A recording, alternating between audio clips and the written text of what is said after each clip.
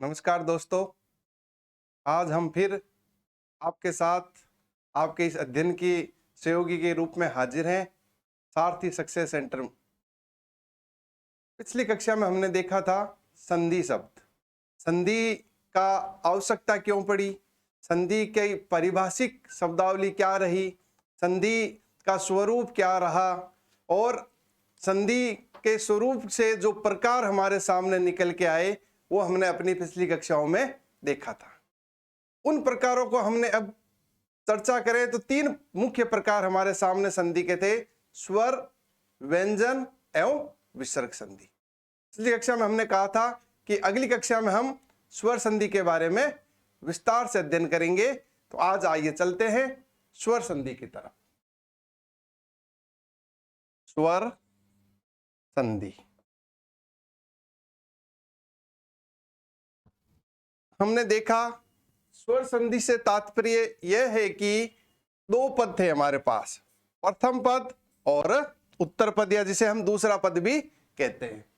प्रथम पद के शब्द का अंतिम वर्ण एवं दूसरे पद के शब्द का प्रथम वर्ण यदि स्वर है और उन स्वरों के मिलने से कोई बदलाव आता है, क्या आता है?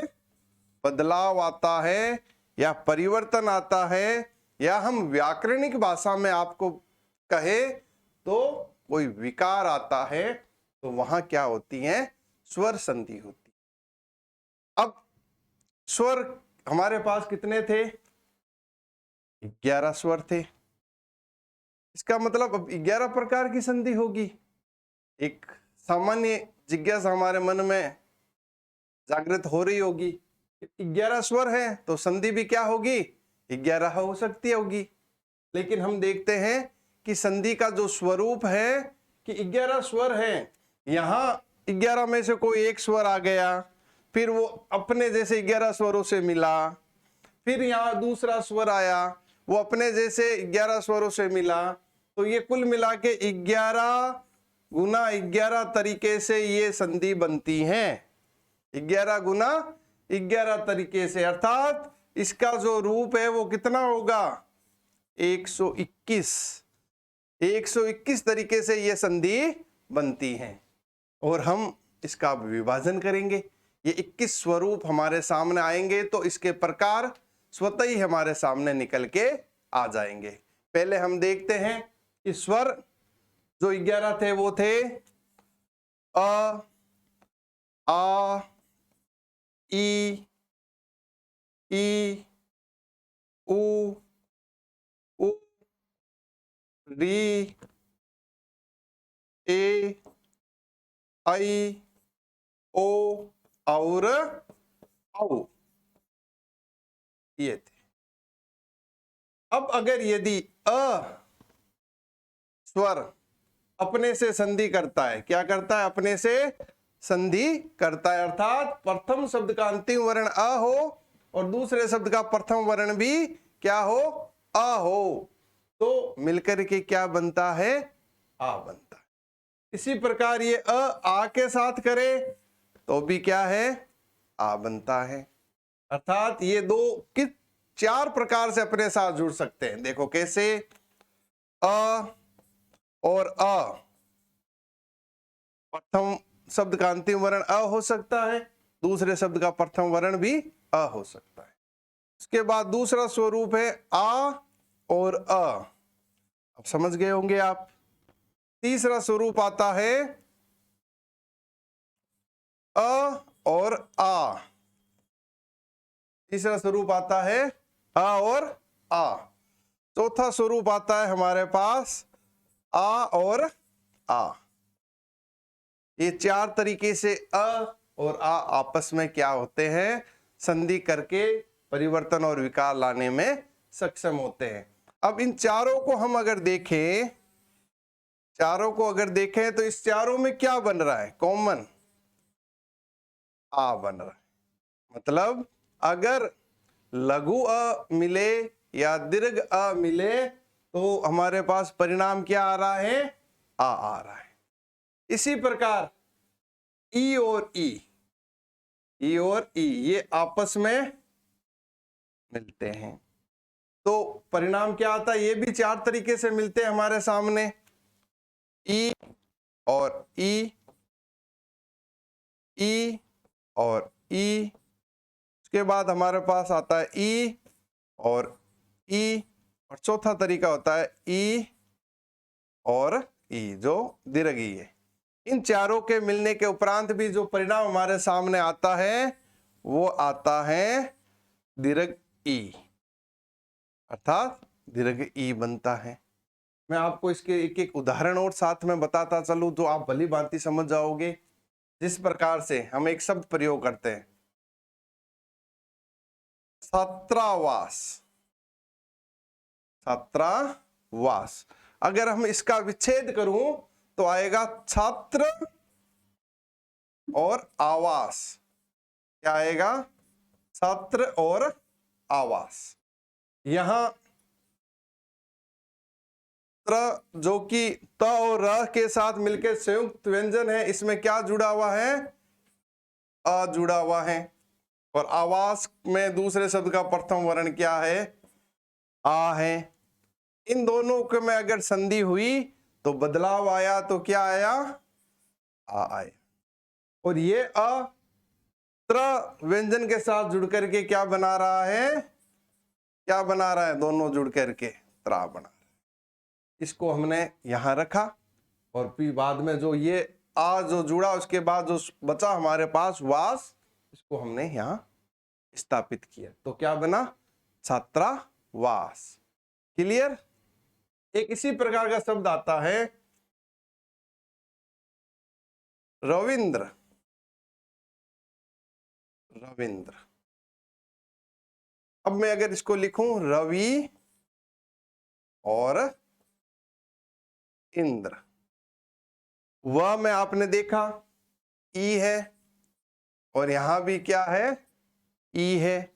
दोनों ई मिलकर के क्या बन गए, दीर्घ बना। और हमने इसको व में दीर्घ ई की मात्रा के रूप में लगाया, पुनः पीछे वाला जो शब्द है उसको इसके साथ स्थापित कर दिया। क्लियर। कि हमने ये देखा कि अ अपने समान स्वर के साथ मिलकर के दीर्घ आ बनाता है और ई अपने समान स्वर के साथ मिलकर के दीर्घ ई बनाता है। उसी प्रकार से उ और उ, उ और उ, ये अपने साथ मिलकर के क्या बनाते हैं, यही चार, ये भी चार स्वरूप है जो आपको मैंने बताया ना कि स्वर संधि 121 स्वरूपों में हमें देखने को मिलती है। तो चार और चार हमने 8 स्वरूप देखे संधि के, और ये भी 4 स्वरूपों में हमारे सामने आएगा, लघु उ और दूसरा भी लघु उ, जैसे कि उ और उ, दीर्घ उ और लघु उ, के बाद लघु उ और दीर्घ उ, और दीर्घ उ और दीर्घ उ, ये चारों मिलेंगे तो परिणाम हमारे सामने क्या आएगा, दीर्घ उ का है। क्या आएगा, दीर्घ उ, जो कि जिसे हम अपनी भाषा में कई बार बड़ा उ भी कहते हैं। तो ये 3 स्वरूपों में हमारे सामने ये संधि बनती है। जैसे एक शब्द आता है, मैं और बता दूं इससे जुड़ा हुआ, भानुदे। क्या है, भानुदे। भानु अर्थात सूर्य का पर्याय है, उदय मतलब उदित होना, तो सूर्य के उदित होने को हम क्या कहते हैं, भानुदय। इसका हम विच्छेद करें तो भानु और उदय ये बनता है। नाम में दीर्घ उ जुड़ा हुआ है और दूसरे शब्द का प्रथम वर्ण क्या है, उ है, तो इन दोनों के साथ आने से दीर्घ उ बना, तो हमारे पास शब्द क्या आया, भानुदे। क्लियर यहां तक। आगे हम बहुत उदाहरण करेंगे इनके साथ, आपका जो जितने भी मन में शंकाएं हैं वो एक एक करके उदाहरणों के साथ क्लियर होती जाएगी। अभी हम संधि का जो स्वरूप है वो देख रहे हैं, उसके साथ मैं आपको एक एक उदाहरण के माध्यम से बता रहा हूं कि आप समझ सको कि ये दीर्घीकरण किस प्रकार से किया गया है, किस प्रकार से हुआ है संधि में, और साथ ही साथ हम विग्रह भी इसका कर रहे हैं, तो आपके सामने पूर्ण रूप से वो शब्द खुल करके आ सके और हम उसको भली भांति जान सके। क्लियर यहां तक? आगे अब हमने अभी तक हमने देखा अ और आ आपस में संधि करते हैं, ई और ई आपस में संधि करते हैं, उ और उ आपस में संधि करते हैं। मैं आपको प्रत्येक स्वर का अपने व अन्य सभी के साथ संधि का योग करके बताऊंगा। अभी तक हमने आ का देखा, आ ने आ के साथ योग कर लिया था, ई ने ई के साथ कर लिया था, उ ने अपने और अन्य दीर्घ उ के साथ कर लिया था। क्लियर? तो इन तीनों का जो योग हुआ, उससे जो बदलाव आया, जो दीर्घ स्वर हमारे सामने आया, उसके आधार पर हम तीनों को क्या नाम देते हैं? इन तीन स्वरूप को क्या नाम देते हैं? दीर्घ। दीर्घ हुआ तो नाम रखा गया दीर्घ संधि, दीर्घ स्वर संधि। क्लियर? आगे बढ़े। अब एक मैं आपके सामने शब्द लिख रहा हूं, आप मुझे बताना इसका विच्छेद क्या होगा। इसका विच्छेद क्या होगा? मैंने लिखा कपी और ईस।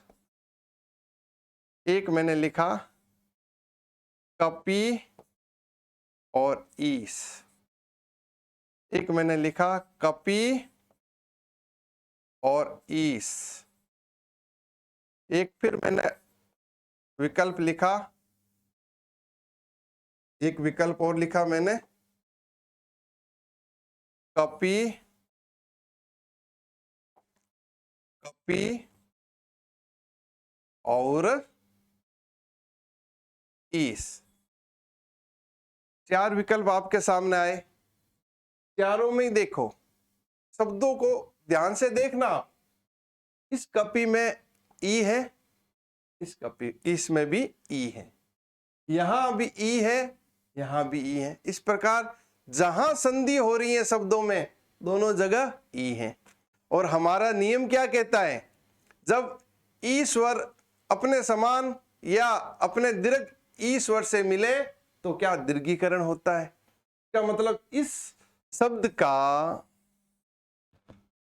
विग्रह है चारों सही होने चाहिए, मतलब जो नियम ये कहता है उसके आधार पर तो ये क्या चारों के चारों सही होने चाहिए। क्या ये सही है? आप में से अधिकांश कह रहे होंगे नहीं सर ये सही नहीं है। बता देता, इसमें यह जो है वह विकल्प सही होगा। और क्यों होगा ये जानने की जरूरत है। क्या ये कपी, ये जो मैंने लिखा ये शुद्ध है क्या? नहीं है, आप कहोगे। ये ईस जो लिखा ये शुद्ध है क्या? नहीं है। यहां मैंने लिखा कपी, ये शुद्ध है, ये ईस शब्द की दृष्टि से अशुद्ध है। यहां ये कपी अशुद्ध है और यहां ईस शुद्ध है। अर्थात अन्य जो विकल्प थे उसमें एक शब्द शुद्ध था और एक अशुद्ध था। कैसे अशुद्ध था? कि जब हम एक चीज, आप बहुत दिमाग में ध्यान से रचा बसा लेना कि संधि केवल और केवल सार्थक शब्दों में होती है। यह संधि का सबसे प्रमुख सूक्ष्म नियम है जिसे हम अक्सर भूल जाते हैं।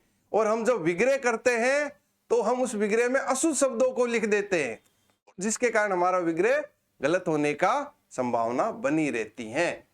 तो हमने क्या देखा? संधि केवल और केवल सार्थक शब्द, सार्थक शब्द होगा तो उसको हम जो शुद्ध रूप में लिखेंगे उन्हीं में ही क्या होगी? संधि होगी।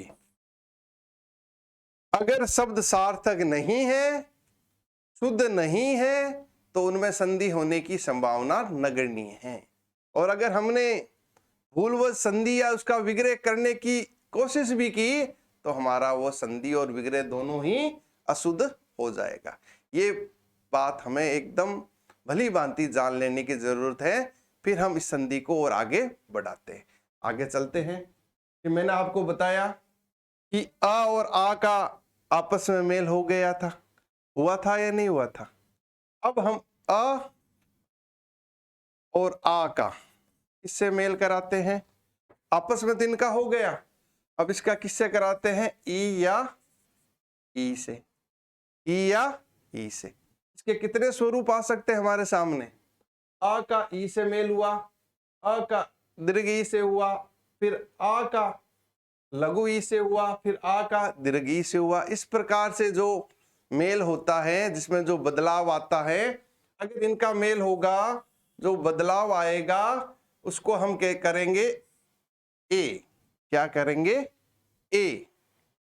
अर्थात इसमें जो विकार और बदलाव आ रहा है उसमें ए आ रहा है। इसी प्रकार ई से हमने कर लिया, अ और आ का अगर हम उ और दीर्घ उ से मेल करके जो बदलाव विकार आता है, उसमें जो निकल के हमारे सामने आता है वो बनता है ओ।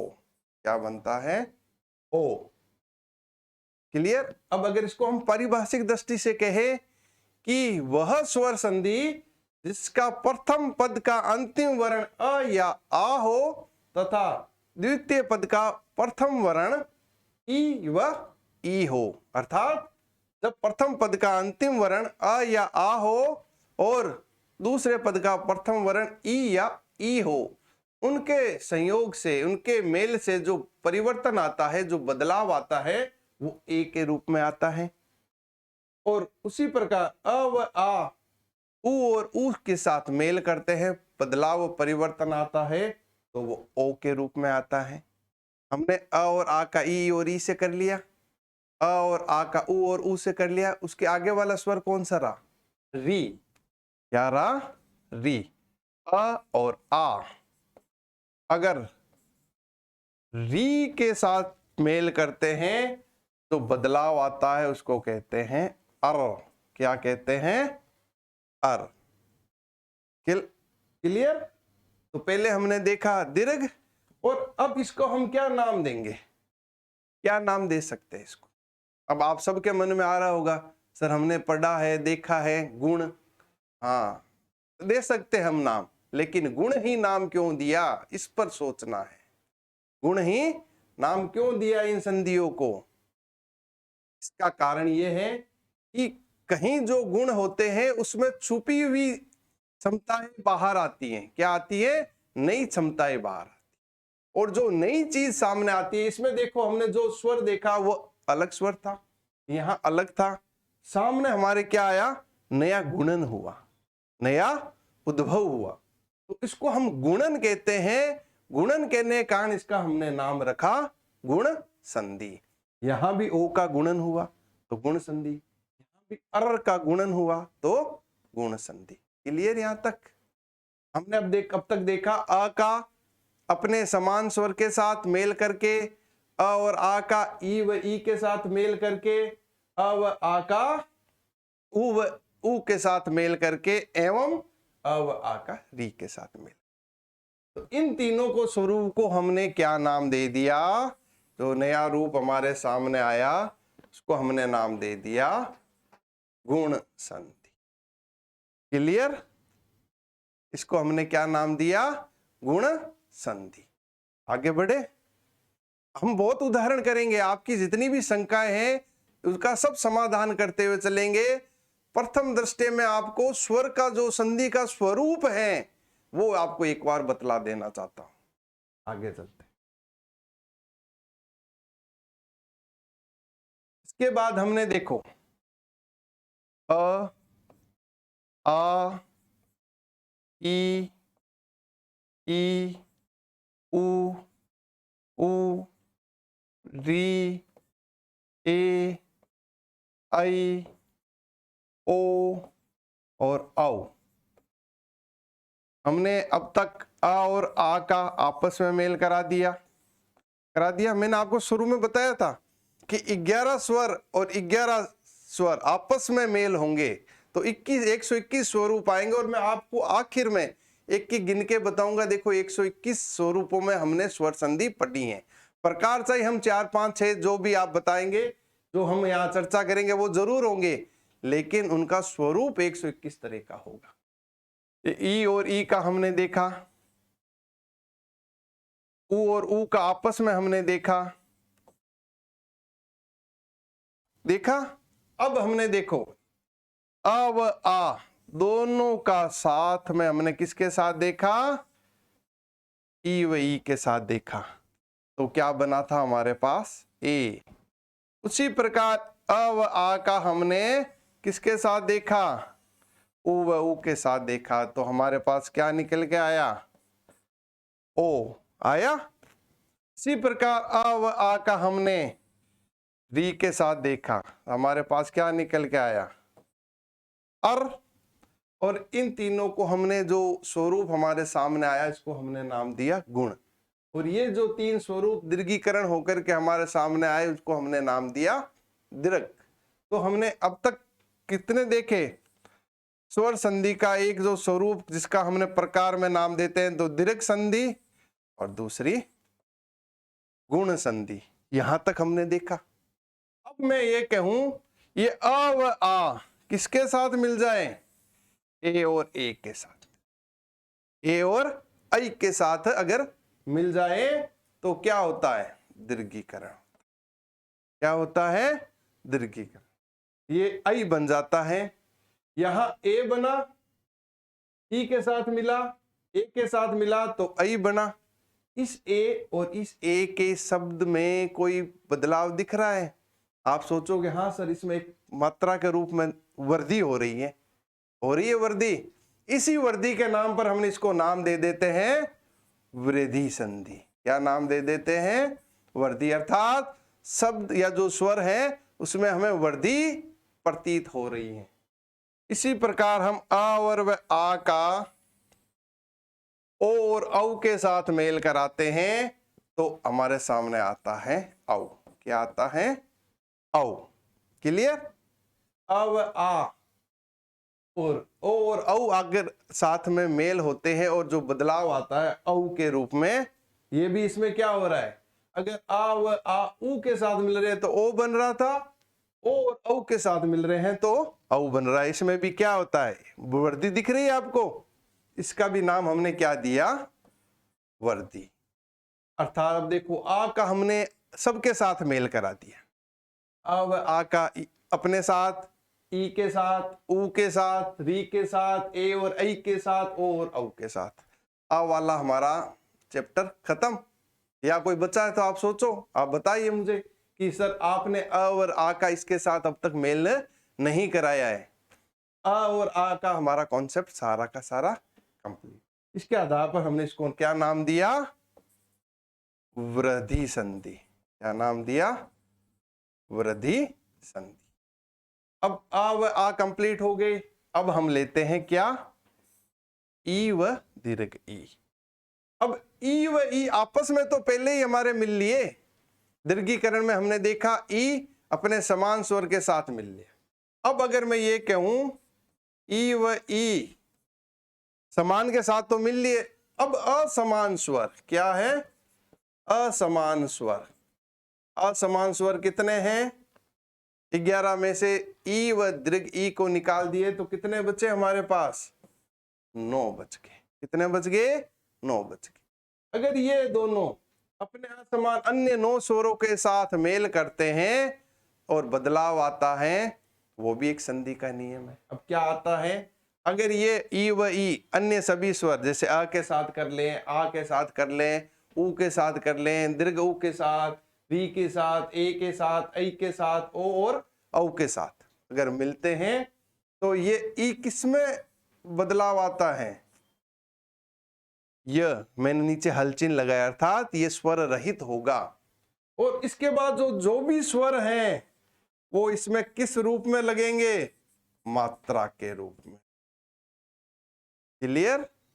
ई व ई अपने असमान स्वर के साथ अगर मिलते हैं तो ई व ई में जो बदलाव आता है वो स्वर रहित य के रूप में आता है, और उसके बाद जो असमान स्वर है उसके साथ मात्रा के रूप में लग जाते हैं।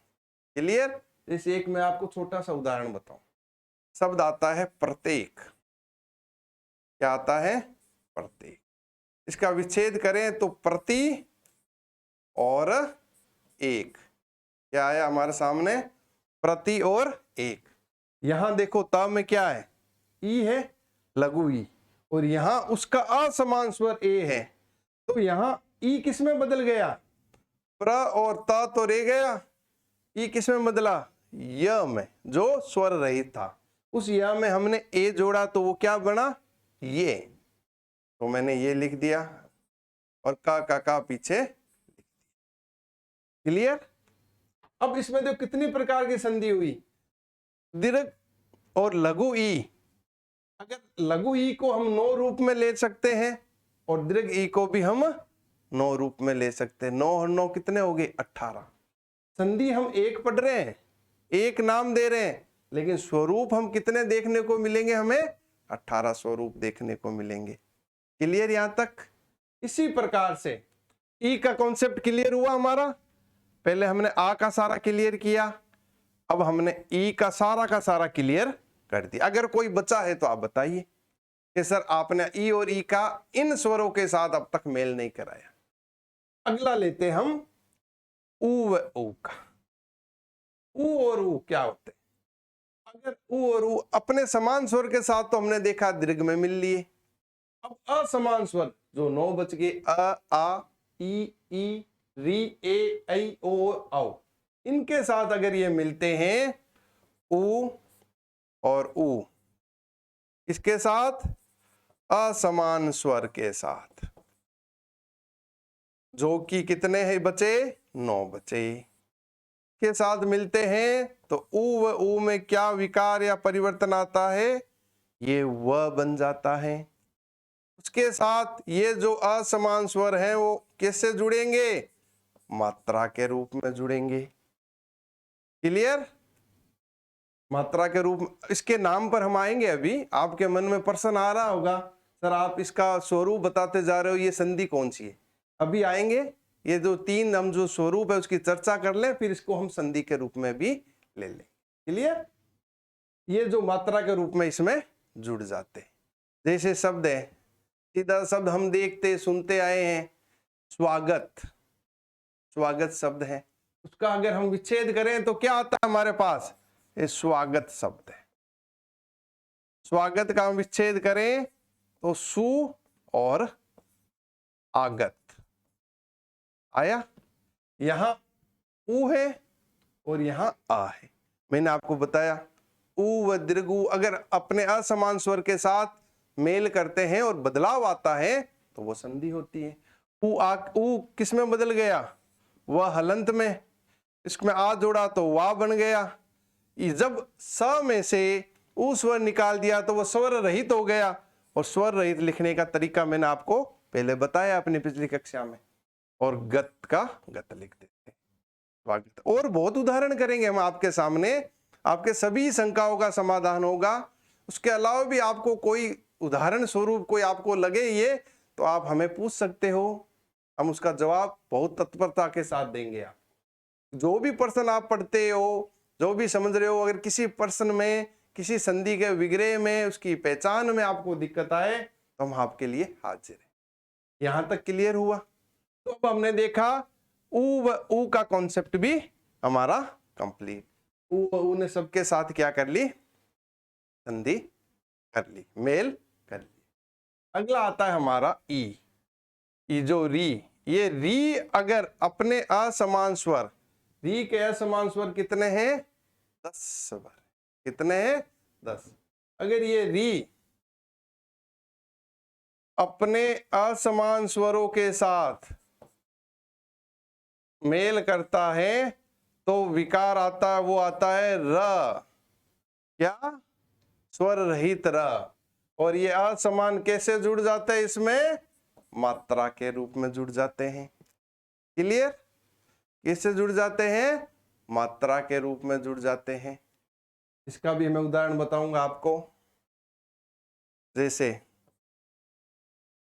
पित्रादेश। पित्रादेश। अब ये त्र कैसे बना, हम आगे आने वाली कड़ी में अब इसका चर्चा भी करेंगे। अभी मैं आपको एक उदाहरण के माध्यम इसको समझा देता। ये शब्द है पित्र। पित्र और आदेश। क्या है? पित्र और आदेश। यहां त में क्या है? री है और असमान स्वर आया है। आया है ना? तो ये री और आ साथ आने से री किस में बदला? र में। यहां से देखो जब री निकला तो यहाँ प में छोटी की मात्रा पी तो रह गया, हमारे पास फिर क्या बचा, ता हलंत बचा, और री किस में बदला, र में बदला। ये संयुक्त व्यंजन वाला तथ्य हमारे एकदम सामने उसी रूप में आ गया जो हमने पिछली कक्षाओं में चर्चा की थी। त और र मिलके क्या बन गया, त्र हलंत आ गया। ये संयुक्त व्यंजन हमारे साथ ही संधि में भी बन गया, और जो आ था और त्र के रूप में लगाया तो वो क्या बन गया, त्रा बन गया। तो हमने फिर पी त्रा और पीछे जो देश था उसको उस रूप में लिख दिया। क्लियर? बहुत आएंगे इसमें शब्द, मात्रादेश, पित्रादेश, बहुत शब्दों को हम इसमें चर्चा करते हुए चलेंगे।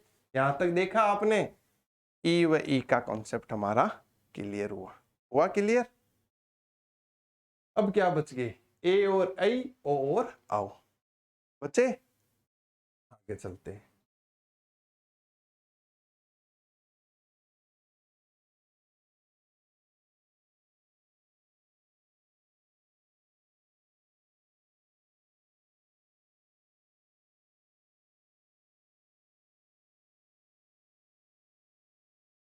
अब क्या बच गया हमारे पास, ए और आई और औ। अब ये ए और आई, अगर ये ए अपने असमान स्वर के साथ क्या करता है, असमान स्वर, ए और क्या आ रहा है, के साथ मेल करता है, तो ये किस में परिवर्तित होता है, अय में। किसमें होता है, अय में।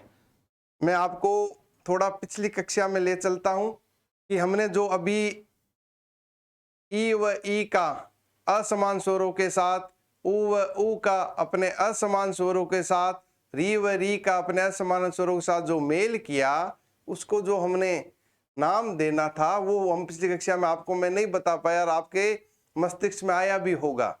उसमें क्या आया, ई व ई अपने असमान स्वर के साथ बना तो य में आया, तो उसको हमने य को नाम से क्या दिया, यण संधि। क्या नाम दिया, यण संधि। ये चौथा स्वरूप था हमारे सामने संधि का, हमने देखा दीर्घ, गुण, वृद्धि, चौथा था यण संधि। अब इसका पांचवें स्वरूप में आते हैं। अय आया, और ये जो असमान स्वर है किस रूप में जुड़ जाते हैं, मात्रा के रूप में जुड़ जाते हैं। अब हमारे सामने एक प्रश्न आ रहा होगा कि सर अ कहां से आया, अ कहां से आया। इसके लिए हम थोड़ा पीछे जाते हैं। देखो, ई व ई किसी स्वर के साथ मिले, असमान जो था उसमें क्या बना, य बना था, है ना। और इससे थोड़ा और पीछे जाए, ये ए किससे बना हुआ है, अ और ई से मिलके बना हुआ है। अब इस ए को मैं इस रूप में ना लिख करके अगर ऐसे लिख दूं, अ व ई असमान स्वर के साथ संधि कर रहे हैं। क्या कर रहे हैं, असमान स्वर के साथ कर रहे हैं। इस आ को तो मैंने उसी रूप में वापस यहां लिख दिया, ई व असमान स्वर जो संधि कर रहे हैं, वो जो य आया यण संधि का मैंने वो लिख दिया। आई समझ बात। इसके नाम पर हम इसको नाम क्या दे दें, वहां यण संधि दिया, यहाँ अ साथ में है तो इसका हम नाम दे देंगे अयादि। अ से शुरू होकर के जो यण संधि बनती है वो संधि कहला गई अयादि संधि। क्लियर? जो पांचवा प्रकार हमारे सामने आता है वो आता है अयादि संधि। क्लियर? अयादि संधि। इसी प्रकार यहां हमने ए लिया, अगर हम आई को असमान स्वर के साथ जोड़ दें, असमान स्वर के साथ जोड़ देते हैं अगर, तो यहां देखो दीर्घ हुआ है, वृद्धि हुई है, तो हम इसी में क्या कर देंगे, आई की जगह इसमें भी वृद्धि किया हुआ आ लिख देंगे, और यह का यह, और असमान स्वर किस रूप में आ जाएगा, मात्रा के रूप में हमारे सामने आ जाएगा। अर्थात अगर ए असमान स्वर के साथ जुड़ता है तो अय आता है और असमान स्वर उसकी मात्रा के रूप में हमारे साथ, और ऐ को असमान स्वर के साथ जोड़ते हैं। चूंकि ए का ये वर्धी रूप हमें देखने को प्रतीत हो रहा है, तो यहाँ अ का वर्धी रूप आ और ये आय आएगा, और जो असमान स्वर है वो मात्रा के रूप में देखने को मिलेगा। क्लियर? अब आगे बढ़ते हैं। इसी प्रकार देखो, अ आ का, ई व ई का, उ व ऊ का, री का, ए व ए का आपस में सबका एक दूसरे के साथ क्या हो गया? मेल हो गया हुआ। अब क्या बचा? ओ और औ। अगर अब ओ अपने असमान स्वर के साथ मिलता है, क्या है? असमान स्वर के साथ मिलता है, ये वही कॉन्सेप्ट है। देखो मैं लिख देता हूं, ये देखो ओ और असमान स्वर, ओ किससे बना है? आ और ऊ से मिलके बना है। क्या? आ और ऊ से मिलके। अगर ओ असमान स्वर के साथ मिलता है तो औ आता है। अब आ कैसे आया? क्योंकि संधि तो ऊ और असमान स्वर में यण की तरह हो रही है, और अ जो साथ में हमने मिलाया हुआ था वो आगे हूबहू आ सामने आ रहा है, लेकिन स्वरूप हमें एक नया देखने को मिलता है, इसलिए हम इसको नई संधि के रूप में पढ़ते हैं। इसका एक प्रकार के रूप में हम इसको मानते हैं।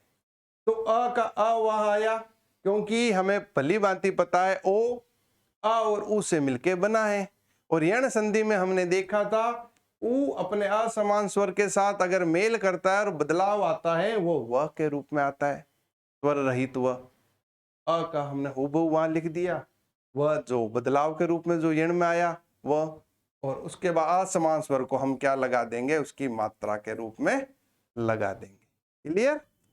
इसके बाद यही जो औ और अगर असमान स्वर मिलता, औ और असमान स्वर यदि हमें मिलता है, यहाँ क्या वर्दी है, तो यहां भी हम क्या कर देंगे? आ में वर्दी, आओ। वहां औ था, यहाँ औ, और मात्रा असमान स्वर की उसके साथ लगा देंगे। अब हमने देखा ओ और औ का भी अपने सभी साथी स्वरों के साथ हमने मेल करके संधि के रूप में देखा। तो ये तो था स्वरूप, कि क्या था? पूरा का पूरा स्वरूप।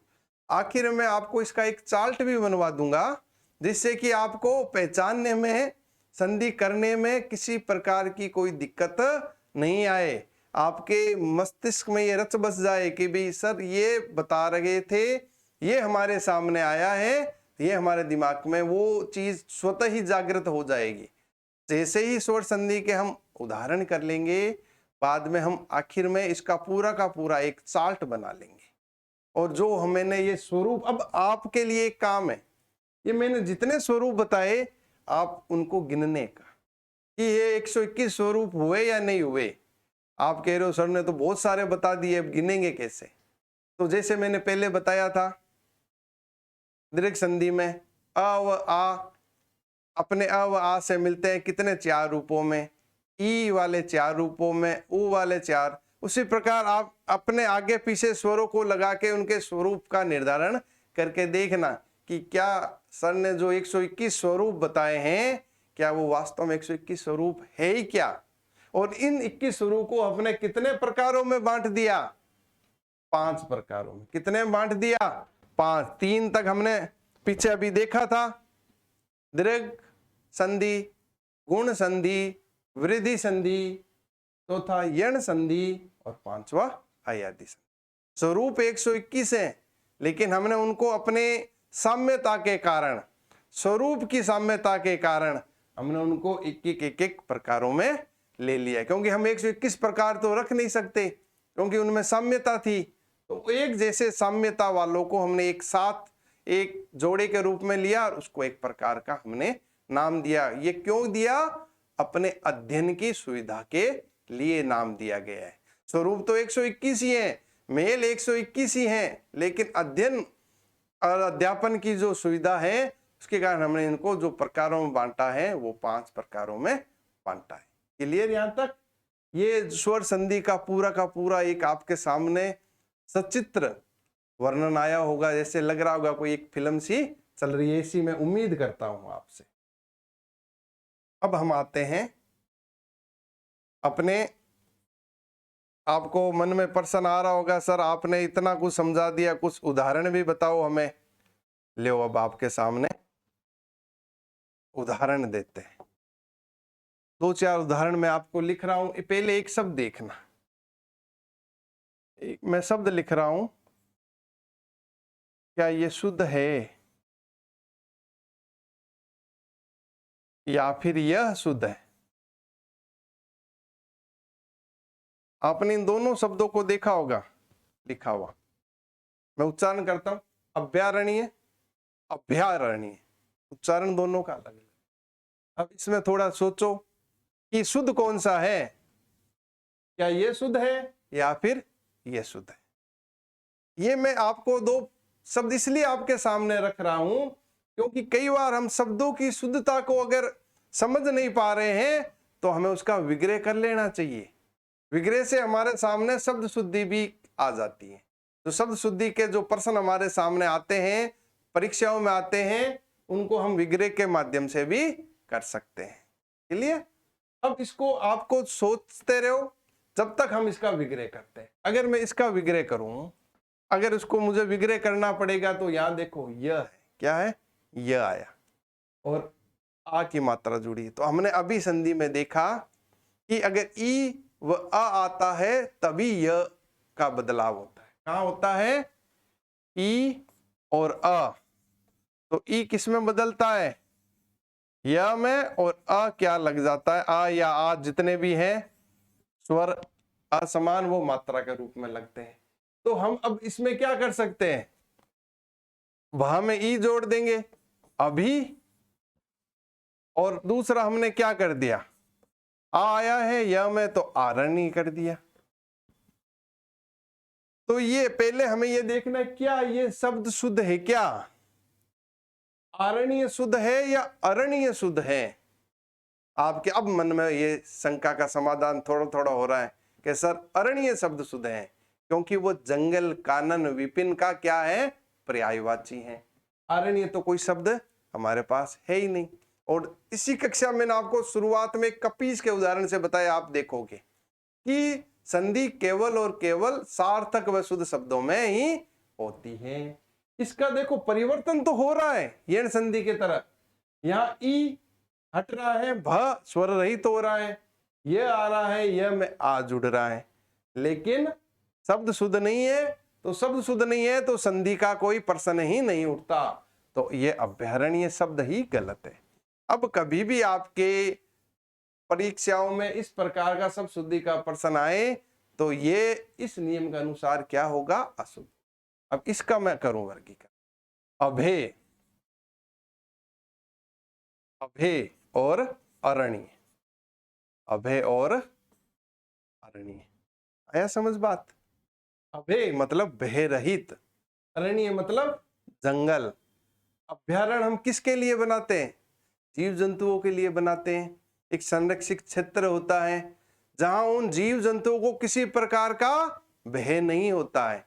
एक वह वन क्षेत्र जहां जीव जंतु बिना किसी भय के विचरण कर सकते हैं उसे हम अभ्यारण्य कहते हैं। अभय और अरण्य, अभयारण्य शब्द बना। तो ये शब्द क्या होता है, शुद्ध होता है। क्लियर। एक शब्द और लाता हूं मैं आपके सामने,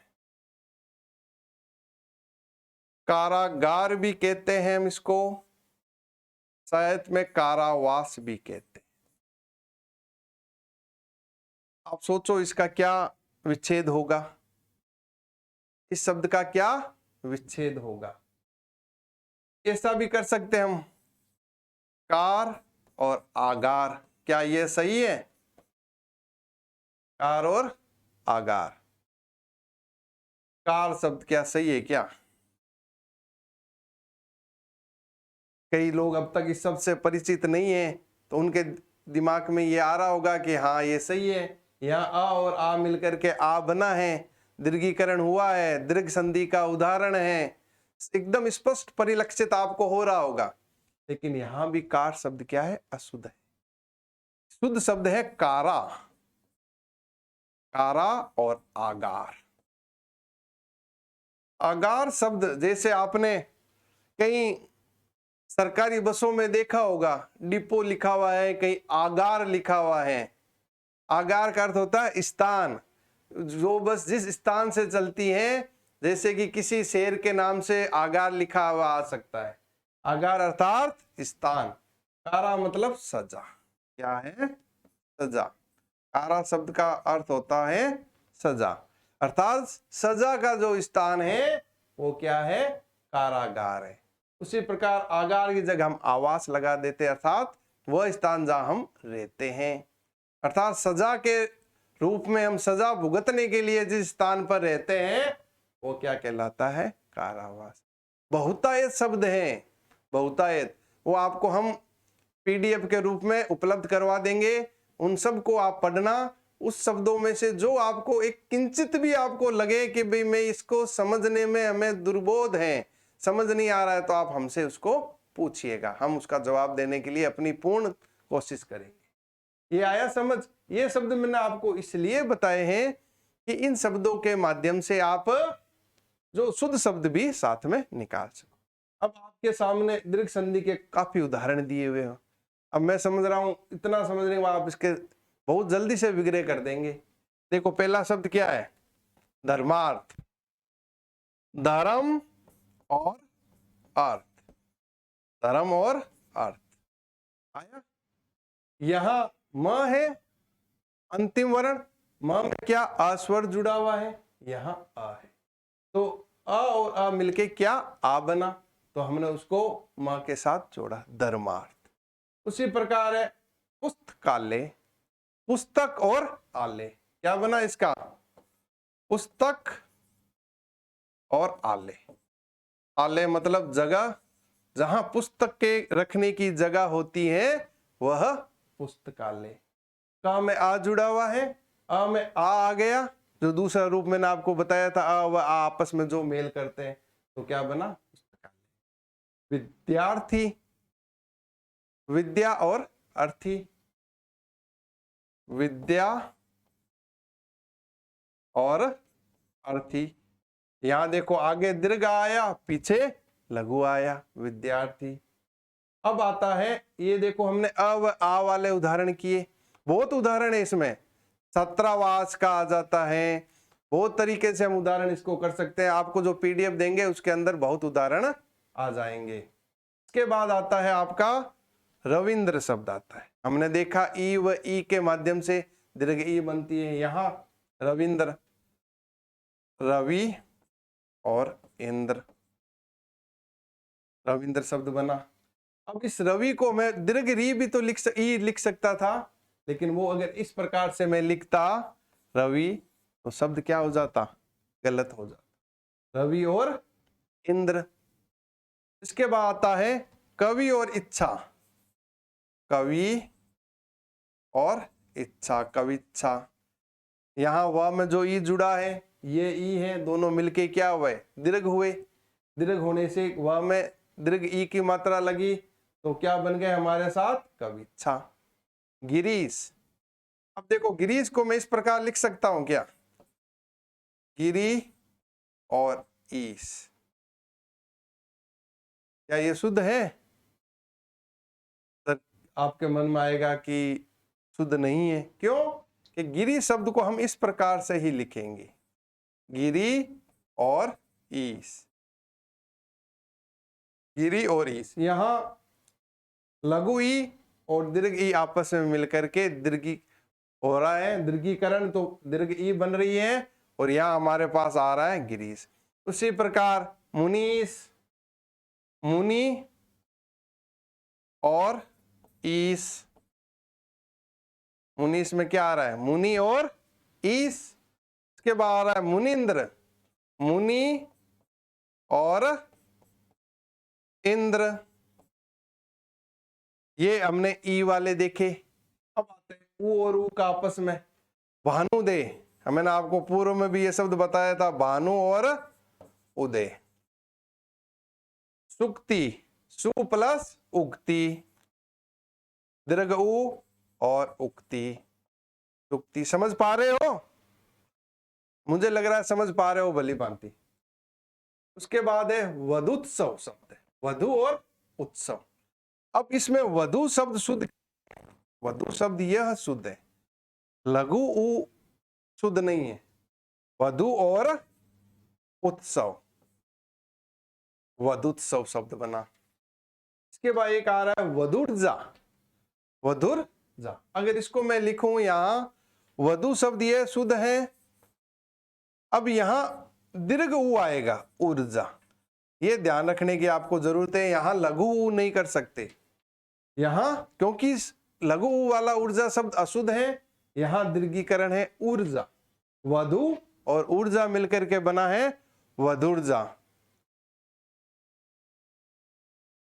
वधुर्जा। उसके बाद आ रहा है विद्युदय, विधु उदय, विधु और उदय, विधु और उदय।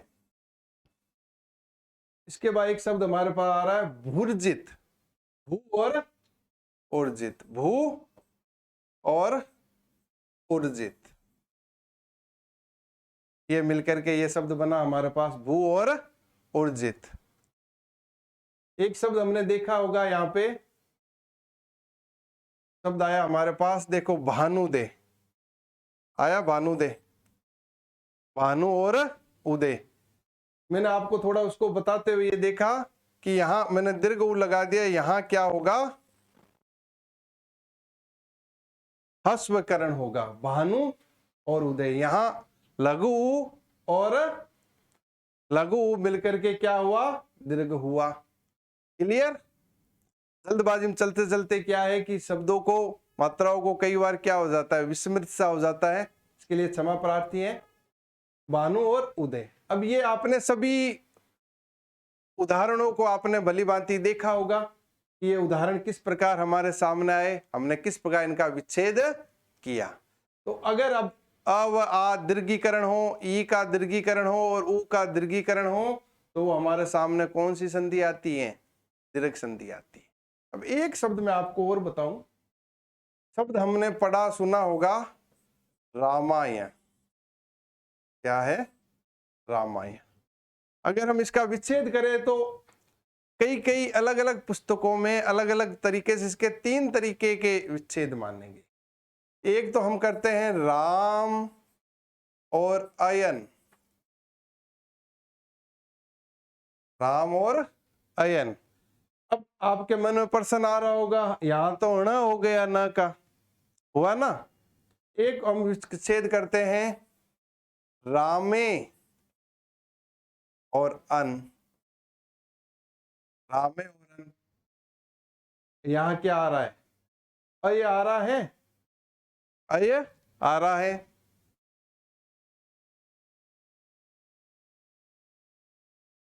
रामे और अन, यहां रामे और अन आ रहा है अयादि संधि में। इसको हम आगे देखेंगे ये विच्छेद को। अब यहां क्या है, राम और अयन, रामायण शब्द है ये हमारे सामने। यहां मैंने आ की मात्रा नहीं लगाई, रामायण शब्द, राम और अयन। यहां क्या है, राम में अ जुड़ा हुआ है और अयन में अ है, तो दोनों मिलकर के क्या हुआ, आ बना। तो पीछे न की जगह न आया है, इसको हम व्यंजन संधि में पढ़ेंगे, ये एक निश्चित नियम के तहत आता है। और अभी हम देखेंगे इसको हम किस संधि में माने, इसलिए मैंने आपके सामने यहां चर्चा की है। और अगर हम इसका यहां आय आया है तो हम इसको रामे और अय भी, अन भी कर सकते हैं, रामे और अन। यहां अय की मात्रा है जो हमने संधि में पढ़ी, और इसमें असमान स्वर आता है तो क्या बन जाता है, आय बनता है, और ना में बदला। इसको हम अयादि संधि में भी उसका उदाहरण ले सकते हैं, और इसका उदाहरण हम दीर्घ संधि में भी ले सकते हैं, और ना का ना बना तो व्यंजन संधि भी है। अब ये प्रश्न आपके मस्तिष्क में आ रहा होगा कि सर अगर ये प्रश्न परीक्षा में पूछ लिया जाए तो इसमें संधि कौन सी होगी, क्या हम दीर्घ बताएंगे। अगर सामान्य पूछे स्वर व्यंजन विसर्ग या इनमें से कोई नहीं, तो आप स्वर बता दोगे। या व्यंजन में आपको रहेगा। तो स्वर और व्यंजन का विभेद करने के लिए मैं आपको बता दूं, इस शब्द में स्वर संधि पहले हुई है या व्यंजन पहले हुई है? स्वर पहले हुई या व्यंजन? तो आपके मन में अभी ये उसका एक हल्का सा उत्तर मिल रहा है कि सर स्वर पहले हुई है। तो हमें तो जो पहले हुई है वही बतानी है। तो यहां संधि पहले स्वर हुई है। क्लियर? अब इसमें स्वर में भी दो हुई है, दीर्घ हुई है और अयादी हुई है। अब इसमें दीर्घ पहले हुई है या अयादी पहले हुई है? अगर हम स्वरों की हमने शब्दकोश पढ़ा था, उसमें देखा था पहला शब्द कौन सा, उसके बाद कौन सा, उसके बाद उसी प्रकार जो स्वर में था अ व आ पहले आते हैं या आई ओ पहले आते हैं शब्द की संरचना में। तो आपका प्रश्न का समाधान हो रहा होगा धीरे धीरे कि सर अ व आ पहले आते हैं। तो हमें जो पहले आ रहा है उसी के आधार पर इसका जो निर्धारण करना है, अर्थात दीर्घ संधि। अगर स्वर संधि के भेद आके रामायण के बारे में पूछा जाए कि रामायण में निम्न में से कौन सी संधि है और प्रश्न में विकल्प आ जाए दीर्घ संधि, गुण संधि, अयादी संधि या वृद्धि संधि, तो आपको बिना किसी चिंता के, बिना किसी सोच के केवल और केवल आपको दीर्घ संधि ही बतानी है। क्लियर हुआ यहां तक? मैं समझ रहा हूं क्लियर हुआ होगा। आगे बढ़े? चलो आगे चलते हैं।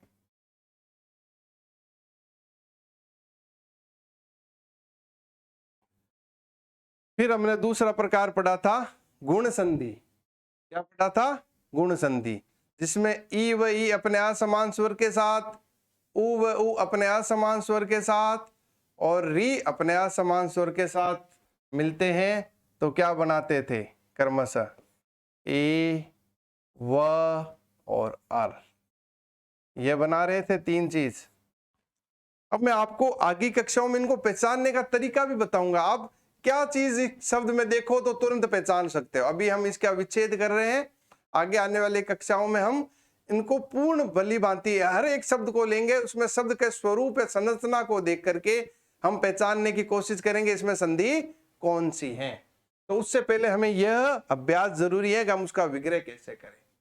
यहां देखो, ए की मात्रा ये उपेंद्र, उप और इंद्र, उप और इंद्र। यहां अ था, यहां ई था, मिलकर के क्या बन गया? ए बन गया। उसी प्रकार गणेश, गण और ईश, गण और ईश, गण और ईश। क्लियर? अ था और ई था, बनकर के क्या बन गया? ए बन गया। महेंद्र, महा और इंद्र। अब यहां मह नहीं होगा क्योंकि मह कोई सार्थक शब्द नहीं है हमारे पास। महा और इंद्र। साथ में आता है रमेश, रमा और ईश। इसमें रम नहीं होगा क्योंकि रमा एक लक्ष्मी का पर्यायवाची शब्द है। रमा का तात्पर्य होता है लक्ष्मी और ईश का अर्थ होता है पति, अर्थात लक्ष्मीपति, जिसे हम विष्णु का पर्यायवाची भी मानते हैं रमेश। के बाद आता है हमारे पास, ये हमने देखो ए वाले देखे, के बाद आता है ओ वाले, चंद्रोदय। तो यहां में ओ, ए और ओ। अब हम ओ वाले देखेंगे, चंद्र और उदय, चंद्र और उदय। यहां अ था, यहां पर ऊ था, मिलकर के क्या बना? ओ, चंद्रोदय शब्द बना।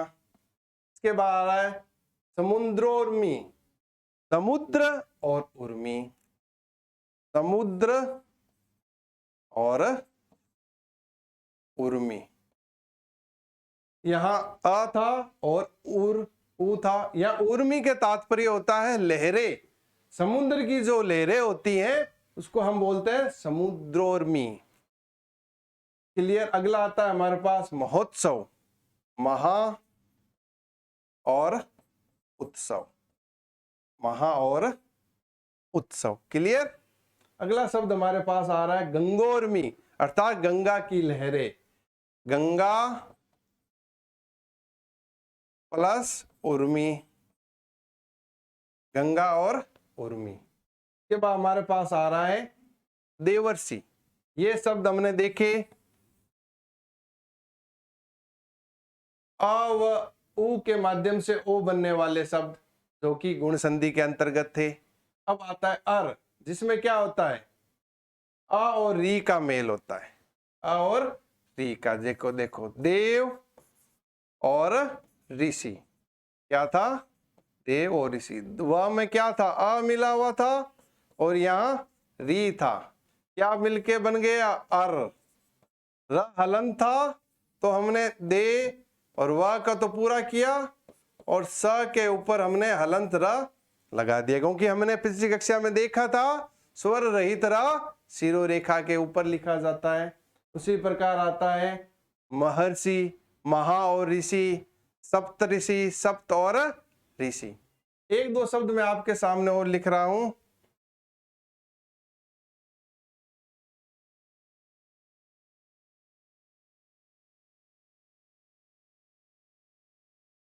ग्रीष्म ऋतु, ग्रीष्म ऋतु शब्द आ रहा आपके सामने। इसका हम अगर विच्छेद करते हैं तो ग्रीष्म और ऋतु, क्या आ गया, ग्रीष्म, यहां म में आ जुड़ा हुआ है और यहां क्या है, री है। अ और री मिलके अर बना और र क्या चला गया, त के ऊपर, क्योंकि वह स्वर रहित र था। क्लियर यहां तक कि हमने अभी तक देखा दीर्घ संधि के बारे में, जिसमें आ, दीर्घ ई और दीर्घ उ बनता है। फिर हमने गुण संधि के उदाहरण देखे, जिसमें अ व ई मिलकर के ए बनता है, अ व ओ मिलकर के ओ बनता है।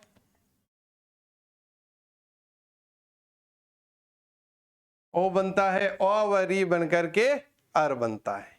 क्लियर, मैं समझता हूं यहां तक आपको भली भांति समझ आया होगा कि जो उदाहरण हमने दीर्घ और गुण के देखे हैं आप समझ पाए हो। अगर इनसे जुड़े हुए और उदाहरण आपके पास, आप कहीं पढ़ पा रहे हो, तो इस आधार पर उनका विच्छेद करना मेन मुख्य, कि अ व आ, ई व ई व उ उसमें आ रहा है क्या, अर्थात इस एक में अगर दीर्घ संधि है तो उसमें आ की मात्रा के रूप में आ रहा है क्या, या फिर दीर्घ ई की मात्रा उसमें है क्या, या फिर उ की मात्रा उसमें है क्या।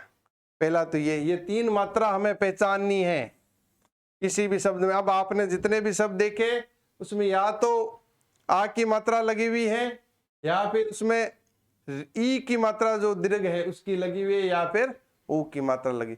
ये जब भी उस शब्दों को आप देखो, आपको लगे ये कहीं मेल है, उन मेल की जगह अगर ये मात्रा है तो आप बिना सोचे उसको दीर्घ के बारे में सोचना और दीर्घ की तरह से उसका विच्छेद करने की कोशिश करना। और विच्छेद करते समय दूसरी महत्वपूर्ण बात ये ध्यान रखना कि शब्द सार्थक होना चाहिए।